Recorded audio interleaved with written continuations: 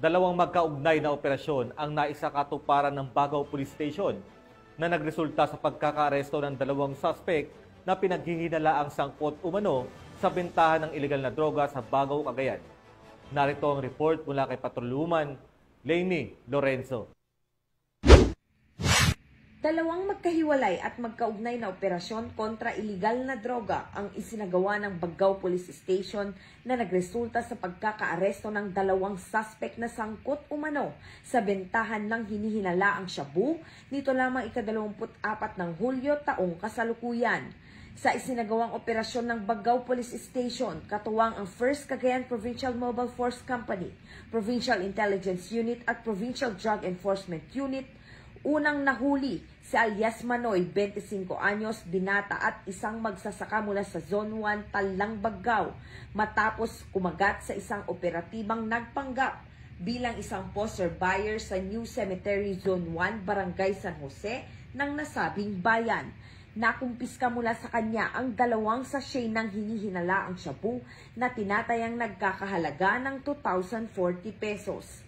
Ilang sandali lamang matapos ang unang operasyon, nahuli rin ang kasama umano ng unang suspect sa parehong paraan, si alias Rosely, 32 anyos, may asawa at residente naman ng Barangay Remus ng parehong bayan.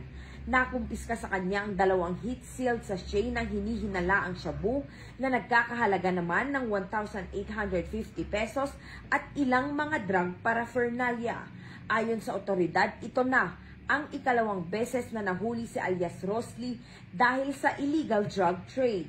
Una siyang naaresto ngayong buwan ng Hulyo dahil sa raid, pero nakalaya matapos magpiyansa. Sa panayam, inamin ng ginang na inutang lamang niya ang ipinampiyansa noon kaya't napilitang bumalik sa pagbebenta ng iligal na droga upang mabayaran ito.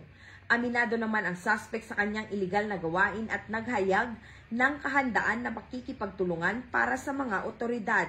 Matapos ang dokumentasyon at inventaryo, dinala na ang ginang sa istasyon ng pulisya para sa kaukulang investigasyon.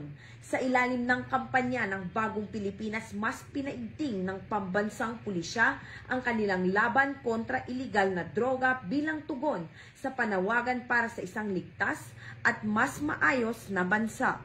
Mula dito sa Lambak ng Cagayan, ako ang inyong PNN correspondent, Patrolwoman Lainey Lorenzo.